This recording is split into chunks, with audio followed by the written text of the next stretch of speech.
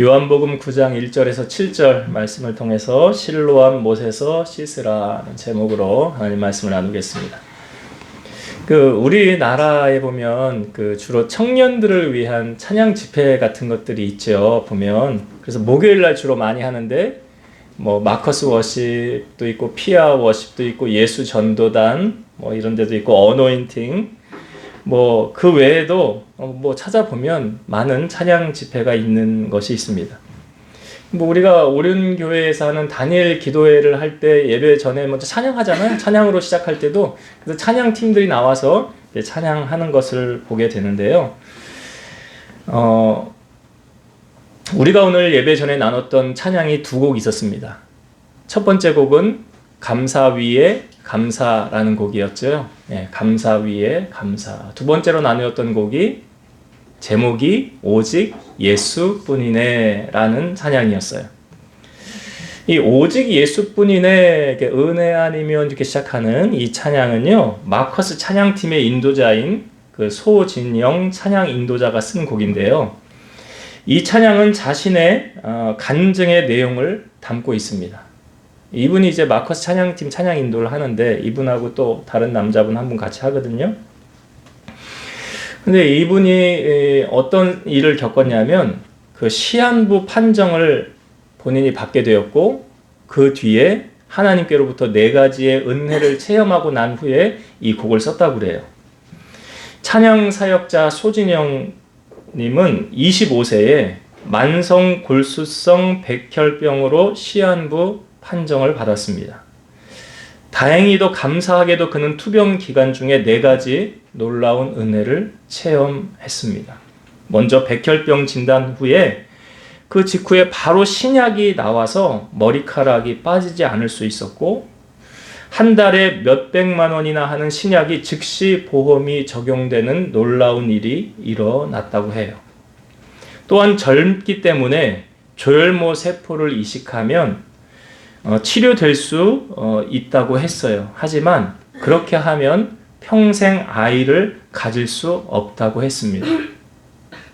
결국 이식을 포기하고 매일 약을 먹기로 했어요. 그 후에 마커스 찬양팀에 들어가 그곳에서 마음이 맞는 형제를 만나서 결혼을 하게 됩니다. 문제는 임신이었어요. 임신을 하면 약을 끊어야 하는 병원에서 모두 반대했어요. 그녀는 하나님께 간절히 매달리기 시작했고 기도 중 마음에 참된 평안이 찾아왔다고 그래요. 그리하여 의사와 가족들을 설득해서 임신을 위해서 1년 동안 약을 끊었다고 합니다. 그럼에도 실패하여 의사가 이제 다시 약을 먹어야 한다고 했어요. 결국 임신을 포기하고 다시 약을 먹으려고 하는데 기적적으로 임신이 되었어요. 의사가 말을 하기를 만약 약을 끊자마자 바로 임신이 되었다면 기형아가 되었을 거래요. 이때 만든 곡이 바로 오직 예수뿐이네 라는 곡이에요. 결국 빨리 임신이 되지 않은 것은 주님의 은혜였다고 고백합니다. 은혜 아니면 살아갈 수가 없습니다.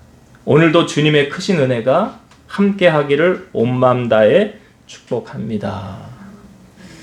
이런 간증을 남기고 이런 은혜 아니면 이라는 곡을 남겼다고 그래요. 여러분이 이 간증을 듣고 나중에 다시 이 찬양을 부를 때 이런 우리가 지금 나누었던 간증의 내용이 생각나지 않을까요? 그러면 더 은혜가 되리라고 생각이 됩니다. 여러분 안 되는 걸 되게 하는 게 뭡니까? 은혜라는 거예요. 오늘 맥주 감사 주일로 드리면서 2025년도 반년을 우리가 지나가는 것을 보게 되었죠. 그리고 이 반년 동안 내게 베풀어 주신 하나님의 은혜를 돌아보면서 오늘 우리는 하나님 앞에 예배를 드리고 있습니다. 하나님께서 맥주절을 지키라라고 성경에 기록되어져 있기 때문에 우리가 지키는 거예요. 맥주절을 어떻게 지키라고 우리에게 말씀하셨냐면 신명기 16장 9절에서 12절 말씀 읽어볼게요. 7주를 셀지니 곡식의 낫을 대는 첫날부터, 이 곡식의 낫을 대는 게 첫날이 초실절이라고 그러죠. 이 초실절부터 7주를 세어서 내 하나님 여호와 앞에 77절을 지키되, 이 77절 맥주절 같은 의미입니다. 77절을 지키되 내 하나님 여호와께서 내게 복을 주신 대로 내 힘을 헤아려 자원하는 예물을 드리고 너와 내 자녀와 노비와 내 성중에 있는 레위인과 및 너희 중에 있는 객과 고아와 과부가 함께 내 하나님 여호와께서 자기의 이름을 두시려고 택하신 곳에서, 그게 어디요? 교회겠지요. 내 하나님 여호와 앞에서 즐거워할지니라. 너는 애굽에서 종되었던 것을 기억하고 이 규례를 지켜 행할지니라. 그러니까 이게 신명기서에 있는 말씀이니까 출애굽을 하고 나서 모세가 고별 설교로 쓴 글이 신명기 아닙니까? 그러니까 만약 애굽에서 종으로 있었다고 한다면 77절 맥주절 못 지키죠. 그러니까 너희가 그때 애굽의 종으로 있었을 때 얼마나 힘들고 괴로웠느냐, 그것을 기억하면서 이 맥주절을 지키되, 어떻게 지키래요? 하나님이 내게 복을 주신 대로 헤아려서 하나님 앞에 자원하는 예물을 드리고, 또 모든 사람이 교회에 와서 예배를 드리며 하나님 앞에서 즐거워할지니라. 이렇게 맥주절을 지키라라고 하나님이 명령하신 거예요. 여러분, 재물 얻을 능을 누가 주셔야 됩니까? 분명히 성경은 우리에게 말합니다. 하나님께서 재물 얻을 능을 주셔야 한다고 그랬어요. 근데 우리는 착각을 하며 살지요. 내가 열심히 수고했으니까, 내가 노력했으니까 이만큼 벌어서 먹고 사는 거 아니냐고. 여러분, 하나님께서 사고로부터 건져주셨고 위험에서 빼주셨고 재정적인 어려움에서 벗어나게 해주셨다는 것, 그게, 그리고 우리가 그냥 일상을 살아오는 평범한 하루의 한 날이 그냥 우연히 자연이 되어지는 것이 아니라는 겁니다. 그것에 하나님의 도우심이 있고 인도하심이 함께 있었기 때문에 오늘 우리가 이 자리에서 하나님을 예배할 수 있다는 이 사실 하나만으로도 우리는 하나님께 감사로 영광을 올려드려야 한다는 거죠. 우리가 하나님께 올려드리는 감사는 사실은 어떻게 보면 당연한 것이 되어야 되는데, 그 당연한 것을 우리들이 자꾸 잊어버리기 때문에 하나님께서 되새기면서 잊지 말라고 절기를 정해서 지키라고 하시는 것 아닐까요? 사실은 매주 감사해야 되는 게 당연한 거죠. 시편 50편 23절, 감사로 제사를 드리는 자가 나를 영화롭게 하나니 그의 행위를 옳게 하는 자에게 내가 하나님의 구원을 보이리라. 감사로 제사 드리는 것이 누구를 영화롭게 하는 거래요? 하나님을 영화롭게 하는. 그 감사로 제사를 드리는 그 사람이 하나님의 구원을 본다는 거예요. 그래서 감사가 살아있다는 것은 내 신앙이 지금 건강하다는 사실이에요. 그러나 감사를 상실하면 증가하는 게 뭔지 아세요? 불평이지요. 이게 상대적인 거예요. 감사가 늘면 늘수록 불평은 사라지는 거고요. 불평이 늘면 늘수록 감사는 사라지는 거예요. 그래서 작은 것에 감사하는 사람이 큰 것에도 감사할 수 있는, 이거는 충성의 원리와도 비슷한 거예요. 작은 일에 충성한 자가 큰 것도 충성할 수 있고, 작은 일에 성실하지 못하면 큰 일에도 성실하지 못한다. 이 불평도 마찬가지죠. 스펄전 목사님이 감사의 10계명을 썼는데, 첫 번째, 생각이 곧 감사다. 생각과 감사는 비슷한 단어예요. 단어 하나 차이요. 어원이 같다는 거죠. 깊은 생각이 감사를 불러일으킨다는 거예요. 그래서 되돌아보라고 그러는 거예요. 하나님이 내게 어떻게 행하셨는지. 생각을 해야 감사가 나온다는 거 아닙니까? 두 번째, 작은 것부터 감사하라. 바다도 작은 물방울부터 시작되었다는 거죠. 아주 사소하고 작게 보이는 것에 감사하면 큰 감사를 만나게 된다는 거예요. 세 번째는 자신에게 감사하라 그래요. 성 어거스틴은 인간은 높은 산과 태양과 별들을 보고 감탄하면서 정작 자신에 대해서는 감탄하지 않는다 라는 말을 남겼는데, 자신에게 감사하는 것은 매우 중요하다는 거예요. 그래서 자기에게 감사하지 못하는 사람이 다른 사람에게 감사하겠어요? 하나님께 감사하겠습니까? 네 번째, 일상생활에 대해서 감사하라 그래요. 숨을 쉬거나 맑은 하늘을 바라보는 것처럼 관심을 가져야만 할 수 있는 감사가 일상에 대한 감사이다. 여러분 숨 쉬는 걸로 감사 안 하시잖아요. 여러분 걸어 다니는 걸로 감사하세요? 제가 영월 요양원에 예배를 인도하러 몇 년 다녔는데 거기 예배 인도하러 오는 어르신들요, 걸어서 오는 사람은 10%도 안 돼요. 다 휠체어 타고 와요. 걸어 다니는 거 별로, 숨 쉬는 거, 내가 일상 오늘 하루 평안한 거 사실은 감사해야 되는 거거든요. 다섯 번째가 문제에 대해서 감사하라. 왜냐하면 문제에는 항상 해결책도 있기 마련이기 때문에. 여섯 번째, 더불어 감사하라. 장작은요, 함께 쌓여 있을 때 더 잘 타는 법이라고 하죠. 가족끼리 감사를 나누면 30배, 60배, 100배의 결실로 돌아온다는 거예요. 그래서 잠언의 말씀에 보면 여간 채소를 먹으며 서로 사랑하는 것이 고기를 먹으며 서로 미워하는 것보다 낫다. 다투며 큰 집에서 싸는 것보다 움막에서 혼자 사는 것이 낫다. 제가 지금 꾸며낸 말이 아니라 잠언에 있는 말씀을 들려드리는 거예요. 그러니까 가족끼리 그 안에서 감사가 넘치면 시너지가 나와가지고 더 감사가 풍성해진다고 한다는 거죠. 일곱 번째, 그럼에도 불구하고 감사하라. 결과를 보고 감사하는 것보다 문제 앞에서 드리는 감사가 더 아름답다. 이미 감사할 조건이 있어서 감사하는 건 누구나 할 수 있는 거잖아요. 감사할 조건이 없는데도 감사할 수 있으면 아무나 할 수 있는 건 아니죠. 여덟 번째, 잠들기 전에 감사하라. 대부분의 사람이 짜증과 걱정을 안고 잠자리에 든다고 합니다. 그리고 잠들기 전에 하는 감사는 영혼을 청소하는 거래요. 그러니까 그날 하루를 마감하면서 내가 감사함으로 잠들 수 있는 것, 내 영혼이 평안하게 잠들 수 있는 것. 아홉 번째, 감사의 능력을 믿고 감사하라. 감사에는 메아리 효과가 있습니다. 감사하면 감사한 대로 이루어진다는 거예요. 산 위에 올라가서 야호 하면 야호가 돌고 돌고 돌아잖아. 결국 또 나에게 돌아오잖아요. 그런 것처럼 감사도 결국은 누구에게 돌아와요? 나에게 돌아오는 거예요. 이 불평도 똑같은 거예요. 결국은 나에게 돌아오는 거예요. 열 번째, 마지막이에요. 모든 것에 감사하라. 당신의 삶에서 은혜와 감사가 아닌 것은 단 한 가지도 없다. 그래서요, 별빛에 감사하는 자에게는 달빛을 주시고, 달빛에 감사하는 자에게는 햇빛을 주시고, 햇빛에 감사하는 자에게는 영원히 지지 않는 주님의 은혜의 빛을 주신다.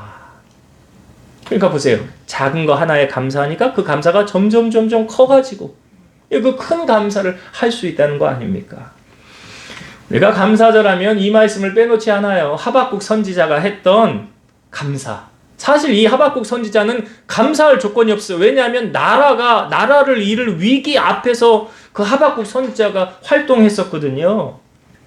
그는 이렇게 고백했잖아요. 비록 무화과 나무가 무성하지 못하며 포도나무에 열매가 없으며 감람나무에 소출이 없으며 밭에 먹을 것이 없으며 우리의 양이 없으며 외양간에 소가 없을지라도 나는 여호와로 말미암아 즐거워하며 나의 구원의 하나님으로 말미암아 기뻐하리로다. 주 여호와는 나의 힘이시라. 나의 발을 사슴과 같게 하사 나를 나의 높은 곳으로 다니게 하시리로다. 그러니까 나라를 잃을 이 위기 속에서 어떻게 이런 감사를 할 수 있었을까요? 여러분, 감사의 근원, 감사의 기쁨은 바로 하나님이십니다. 하나님을 만난 사람은 감사하게 되어 있어요. 하나님을 만난 사람은 하나님께 감사하게 되는데, 감사하지 않는 사람은, 그러니까 하나님을 만나지 못한 사람이거나 만났음에도 불구하고 감사하지 않는 사람은 나의 복이 하나님께로부터 왔음을 인정하지 않는 사람. 그냥 내가 열심히 잘해서 됐기 때문에 나는 감사를 안 해도 되지요. 오늘 본문은 앞을 못 보는 한 사람이 등장을 합니다. 이 사람은 날 때부터 앞을 못 보는 맹인이었어요. 얼마나 불행하게 태어난 사람입니까? 근데 우리는 이렇게들 보통 생각해요. 원인 없는 결과가 없다. 그래서 제자들이 주님에게 물어요. 주님, 저 사람이 맹인으로 태어난 것은 누구 죄 때문입니까? 자기 죄 때문입니까? 그 부모의 죄 때문입니까? 사실 이 질문은 잘못된 거죠. 왜 잘못됐느냐? 여러분, 아기가 엄마 뱃속에 있다가 태어날 때부터 맹인이 됐다고 했는데 그럼 엄마 뱃속에서부터 죄를 저질렀습니까? 그 죄 때문에 이 사람이 맹인이 된 겁니까? 10달 동안 엄마 뱃속에서 뭘 어떤 일을 했길래 이 죄를 거론하냐고요. 그러니까 이거 잘못된 질문이라는 것을 우리가 금방 알 수가 있지. 그래, 예수님은 이 질문에 대해서 이렇게 대답하지요. 이 사람이나 그 부모가 죄로 인한 것이 아니라 그에게서 하나님의 하시는 일을 나타내고자 하심이라. 결국 이 말은 죄 때문에 그 사람이 맹인되었다는 게 아니라는 거예요. 우리가 다른 사람을 섣불리 판단하지 말아야 되는 이유도요, 우리의 생각이 다 맞지 않을 수 있기 때문에 그렇습니다. 지금 제자들의 생각이 틀렸다는 것을 예수님 말씀하고 계시잖아요. 제자들은 뭘로 원인을 찾았어요? 죄 때문에 그런 거예요. 우리가 수요예배 말씀을 나눌 때 고난이 올 때 두 가지를 생각하라고 그랬죠. 뭐예요? 고난이 올 때 두 가지를 생각하라고 그랬잖아요. 첫 번째, 뭐예요? 정말 여기 제자들의 말씀처럼 죄로 인한 고난. 이게 대표적인 게 다윗이 우리아의 아내 범한 거, 예? 그리고 그 남편 죽인 거, 그리고 데려다가 자기 아내 삼은 거, 나쁜 짓 했잖아요. 그러니까 그에 따른 벌을 하나님이 다윗에게 허락하셨죠. 그 집안의 아들끼리 칼부림 나고 강간사건이 일어나고 아들이 반역 일으켜서 다윗 도망자 되고, 이게 다 왜? 원인이 어디서 된 거예요? 다윗의 범죄. 그러니까 분명히 죄로 인한 범죄가 있어요. 죄로 인해서 내가 하나님께 받는 형벌은 분명히 있어요. 그러나 또 한 가지는 뭐라고 그랬어요? 또 한 가지는 하나님께서 그를 하나님의 사람으로 만들기 위한, 이것도 다윗에게 그대로 적용이 되잖아요. 다윗이 골리앗 죽인 다음에 나라의 영웅 되지 않았어요? 그런데 그 다음부터 사울이 다윗을 죽이려고 사람을 풀어서 다니고, 다윗 목 따가지고 와라, 죽여서 데려와라. 다윗이 뭐 잘못했습니까? 아니잖아요. 그건 뭐예요? 그러면 하나님이 다윗을 연단시키려고. 그 두 가지 과정이 있는 거예요. 그러니까 그렇게 해석을 해야 되는 거예요. 그래서 우리가 우리의 잣대로 생각하고 판단하는 것은 잘못될 수 있다. 그래서 마태복음 7장 2절에 너희가 비판하는 그 비판으로 너희가 비판을 받을 것이요 너희가 헤아리는 그 헤아림으로 너희가 헤아림을 받을 것이니라.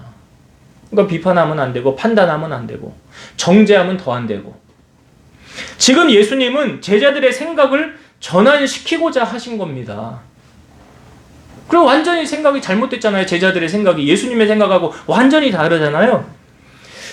여러분, 그 사람들 가운데요, 자기 열등감이나 자기의 상처에 꽂혀서 그것만 보는 사람이 있습니다. 내 열등감에 딱 꽂히잖아요. 그러면 남이 칭찬하면 그거 안 받아들여요. 나 되게 이쁘다고 생각해. 근데 나 열등감이 있어. 근데 어떤 남자가 그 자매에게 와가지고 되게 매력적이시네요. 그러면 그냥 감사합니다. 그러면 되잖아요. 근데 이 열등감에 쌓여있는 사람은 그런 말을, 대체 왜 그런 말을 나한테 하는 거야? 나한테 뭐 바라는 게 있는 거야? 뭐야? 그냥 넘어가질 않는다는 거죠. 그게 왜 그러냐면 나한테 꽂힌 게 있다는 거예요. 꽂힌 게. 여러분, 세상은 진짜 그 사건이 문제인 경우는 별로 없어요. 그리고 그 사건에 대한 자기의 인식의 문제가, 진짜 문제가 결정이 되는 거거든요. 그러니까 내가 공부를 못하는 게 진짜 문제가 아니라 내가 공부 못한 거에 대한 내 정의, 그러면 우리는 그것에 대한 자기 생각을 하게 돼 있어요. 우리 부모가 이혼한 거, 내가 학력이 짧은 거, 그리고 이제 거기에 딱 꽂히는 거예요. 그리고 자기의 열등감, 자기의 상처, 자기의 뭔가 꽂힌 게 있는 사람이 있어요. 그러면 그게 다 자기예요. 이게 상처로 자기가 얼룩진 인생을 그렇게 푸는 거예요. 자기 방식으로. 그래서 열등감과 상처는 나를 자유하지 못하게 한다는 거예요. 특히 상처가 많은 사람, 자존심이 센 사람, 이게 다른 사람하고 융화가 되기가 참 힘들다는 거 아니에요. 불쑥불쑥 자기가 나오니까. 그런데 여러분, 예수님을 만나면 이런 것에서 자유함을 얻을 수가 있습니다. 예수님을 믿으면 새로운 인생이 펼쳐진다는 거예요. 한경직 목사님이, 영락교회 원로 목사님, 참 유명하신 목사님이 돌아가셨는데, 은퇴를 하시고 남한산성 계곡에 터를 잡고 살 당시에 교계, 종교계의 중진들, 목사님들이 방문을 했어요. 그리고 이제 차를 마시면서 목사님에게 우리에게 권면의 말씀을 하나 해주십시오 라고 말했더니 이 한경직 목사님이 이렇게 말했다고 그래요. 목사님들, 예수 잘 믿으세요. 예수 잘 믿으세요. 여러분, 신앙생활은 예수님을 아는 게 아니고요, 예수님을 믿는 거예요. 예수님을 나의 구주로 믿는 거라고요. 요한복음 8장 31, 32절, 그러므로 예수께서 자기를 믿은 유대인들에게 이르시되 너희가 내 말에 거하면 참으로 내 제자가 되고 진리를 알지니 진리가 너희를 자유롭게 하리라. 진리는 뭐예요? 예수님 뭐라고 그랬어요? 내가 곧 길이요 진리요 생명이라고 그랬잖아요. 복음성가에도 있지 않습니까? 나 자유 얻었네, 너 자유 얻었네, 우리 자유 얻었네, 나 자유 얻었네, 너 자유 얻었네, 우리 자유 얻었네. 그러니까 우리의 얽히고 묶인 것을 누가 풀어주시는 거예요? 주님이 풀어주셔야 풀리는 거예요. 예수님이 풀어주셔야 되는 거예요. 오늘 이 맹인으로 태어난 사람이 그의 근본적인 문제가 해결되는 시점이 언제입니까? 예수님을 만난 순간이에요. 우리가 복음성가, 최근에 나온 복음성가 가운데 하나님을 만나면 끝난 것이다 라는 복음성가가 있잖아요. 들어보셨잖아요. 하나님 만나면 끝난 거예요. 하나님 만나면 문제가 해결된 거예요. 문제는 우리가 하나님을 만나지 못했기 때문에 문제가 해결을 못 받는 거라고요. 예수님께서 이 사람, 소경된 사람에게 어떻게 하십니까? 땅에 침을 뱉어서 진흙을 이겨 눈에 바르시고 실로암 못에 가서 씻으라 라고 말씀하셨어요. 우리가 본문을 읽었지만 실로암이라는 뜻은 보냄을 받았다 이런 뜻인데요. 이 실로암의 유래는 이게 이제 인공적으로 만들어진 셈이거든요. BC 701년에 남유다 히스기야가 아수르 사네립이 예루살렘을 침공하려고 하자 기혼샘으로부터, 이게 기혼샘은 다윗성 밖에 있는 샘이에요. 그 기혼샘으로부터 흘러내려오는 이 물을, 그러니까 인공적으로 성 안으로 들이기 위해서 실로암 못을 수로로 해서 만든 거예요. 그러니까 밖에 있는 샘물을 수로로 만들어서 이 샘물이 성 안으로 들어오게 해서 백성들로 하여금 물의 어려움을 겪지 않도록 하기 위해서 이게 만들어 놓은 셈이라고 합니다. 그래서 이 총 길이가 533m고요. 이게 기혼샘의 위치가 해발 636m고 실로암 못의 해발 높이는 634m예요. 그러니까 이 겨우 2m 정도밖에 고지가 차이가 안 나는 거예요. 높이가. 원래 샘물에서 실로암 못까지. 그러니까 이 2m 고지를, 그러니까 어떻게 아주 경사를 완만하게 작게 해서 만든 그 수로를 이렇게 만들었다고 그래요. 그래서 이 터널 수로의 높이는 2에서 5m고 넓이는 55에서 65cm라고 합니다. 이 총 길이는 533m를 연결을 한 거예요. 그러니까 긴 길이를 연결을 한 거예요. 여기서 예수님께서 좀 우리가 성경을 보면서 궁금한 점이, 아니 예수님은 능치 못하심이 없으신 분인데 무엇이든지 다 하실 수 있는 분 아니십니까? 그냥 그 자리에서 말만 하셔도 되잖아요. 야, 너 맹인아 눈 떠라 라고 말씀하셔도 눈 뜰 수 있잖아요.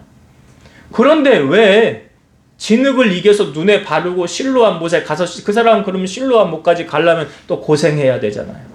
앞도 안 보이는데 왜 그렇게 하셨을까?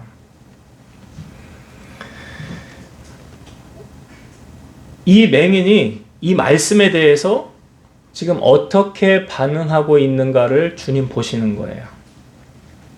오늘 본문의 말씀은 예수님의 말씀에 대해서 이 사람 어떻게 반응했어요? 가서 씻었잖아요.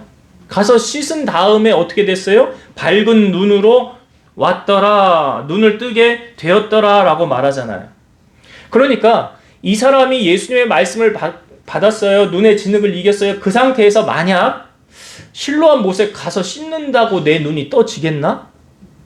에이, 어떻게 그런 일이 있어? 만약에 의심했다면, 믿지 않았다면 갔을까요? 안 갔을까요? 안 갔겠죠. 의심하면 안 갔을 거예요. 그러나 주님이 내게 하셨던 그 말씀을 붙잡고 믿음으로 갔기 때문에 그가 눈을 뜨게 되었다는 거죠. 여러분, 은혜라는 것도요, 거저 얻어지는 경우는 없습니다. 왜? 성경은 말하잖아요. 우리가 읽은 오늘 교동문에도 나오더군요. 저가 사모하는 영혼에게 만족함을 주시고 줄인 자에게 좋은 것으로 채워 주시는도다. 사모한다는 게 뭐예요? 얼마나 갈급하냐예요. 삭개오가 예수님 만나기를 얼마나 갈급했습니까? 주변에 사람들이 많아서 가지도 못하고 자기는 세리장이고 유대인들이 날 죄인 취급하고 미워하니까 가까이 가지도 않는 상태에서 주님이 이렇게 오시는 길 앞에 나무 위에 올라가 있었잖아요. 왜? 예수님을 만나려고. 그게 뭐예요? 갈급함이거든요. 그게 사모함이거든요. 그러니까 이런 사모함이 있어야 우리가 하나님의 은혜를 받을 수가 있다는 거죠. 여러분, 이 자리에, 예배의 자리에 오기까지 그냥 평상시처럼 똑같이 똑같은 루틴일 수도 있지만 그냥 쉽게 잘 여기 그냥 오게 되던가요? 아니, 여러분, 끊임없는 마귀의 방해가 있습니다.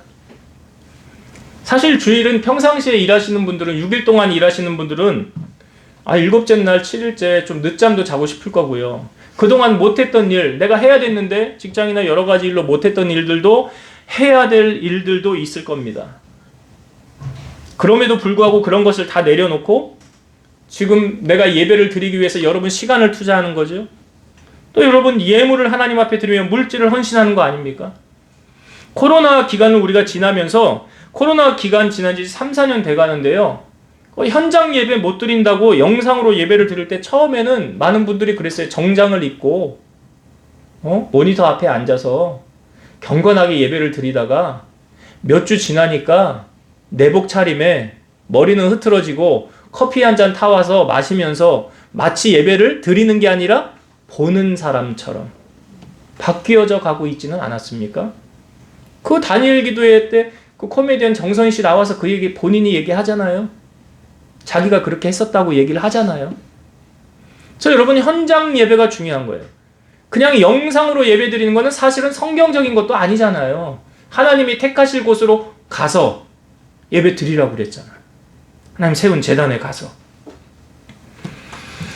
기적의 주인공, 축복의 주인공으로 살려면 여러분 먼저 선행되어져야 되는 게 있는데 말씀에 대한 순종이 있어야 돼요.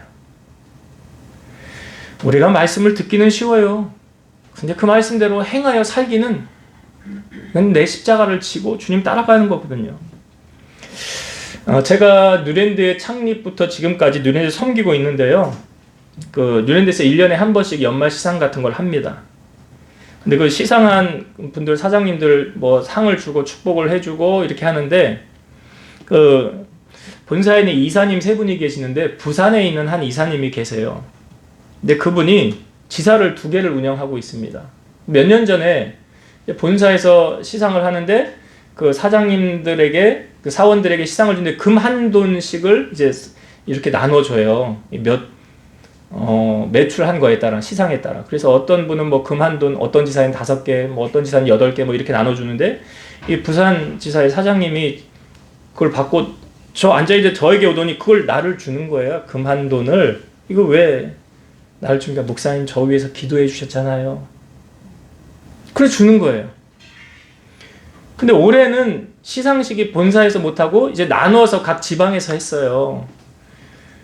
이제 시상식 이제 다 끝난 다음에 나중에 보니까 이 부산 이사님이 선교비를 보낸 거예요. 저희 교회에.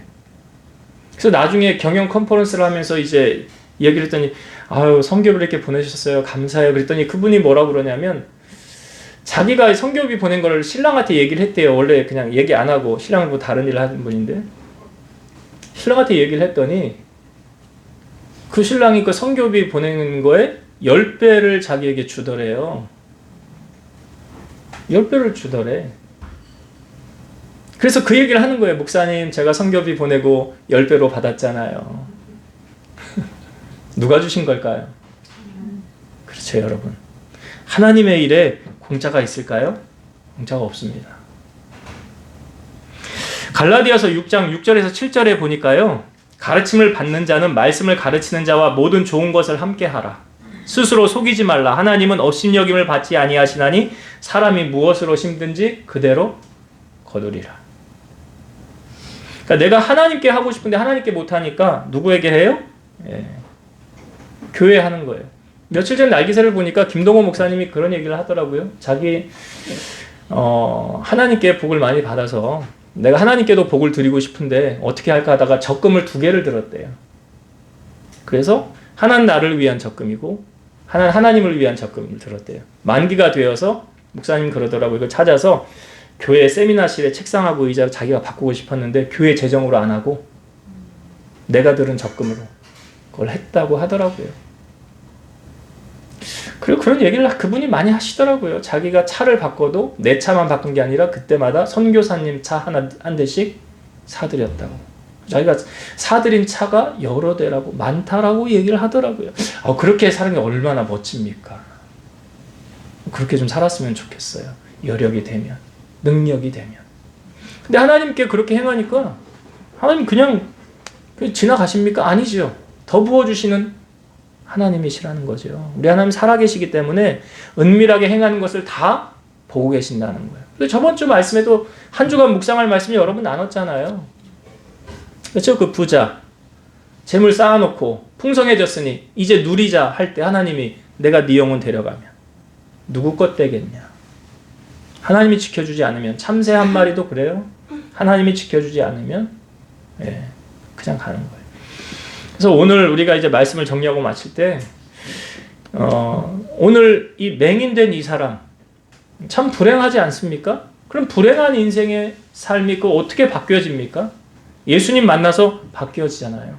오늘 여러분들 인생 한번 돌아보세요. 내가 주님 만남으로 인하여서 예수님 때문에 나의 인생이 어떻게 바뀌어졌는가. 정말 헤아리지 않고 생각하지 않으면 그냥 지나칠 수 있다고요. 제가 아까 스펠전 목사님의 10가지 감사, 또 우리가 하나님 앞에 지금까지 내가 받은 은혜, 싱크, 생각하고 생스 감사하라. 생각하고 감사해야 되는 거예요. 오늘 이 자리에서 다른 무엇보다 여러분 구원받은 은혜, 나를 천국으로 인도하신 영원한 하나님의 나라 새하늘과 새 땅으로 나를 많은 사람 가운데 불러주시고 구원해 주신 은혜, 이거보다 더 큰 은혜가 있습니까? 그 은혜 우리가 잊어서는 안 되고요. 그 은혜를 기억하고 하나님 앞에 감사로 나아가는 자가 되어야 된다는 거예요. 그리고 우리가 하나님의 복을 받으려면 자 예수님께서 이 사람을 어떻게 해서 눈을 뜨게 하셨는가? 그 자리에서 즉시 눈 뜨게 하지 않았다라는 거죠. 여러분 은혜는요 누가 받습니까? 사모하는 자가 받는 거예요. 여러분 예배의 시작은 언제부터라고요? 제가 말씀드렸잖아요. 찬양으로부터 시작하는 것 같지만 실상은 예배의 시작은 내가 집에서 출발하면서부터, 사실은 그 전날부터 준비하면서부터, 내 마음이 거기에 가 있는 순간부터 그에게 하나님은 은혜를 그냥 지나치지 않아요. 삭개오가 그랬던 것처럼. 그래서 여러분 하나님의 은혜를 사모하시고 하나님 말씀에 뭐 해야 돼요? 순종하셔야 돼요. 행하여야 돼요. 행함이 없는 믿음은 죽은 믿음. 그래서 우리는 산 믿음을 통해서 이 사람이 실로암 못에 가서 씻었더니 밝은 눈이 되었던 것처럼 오늘 나에게 하신 하나님의 말씀에 순종함을 통하여서 하나님의 기적을 경험하고 살아가는 여러분 되시길 주의 이름으로 축원드립니다. 기도하겠습니다. 오늘도 살아서 역사하시는 하나님 감사합니다. 2025년도 전반기를 보내고 이제 후반기 7월 첫 주일 예배를 드리면서 우리가 맥주 감사주일로 예배를 드립니다.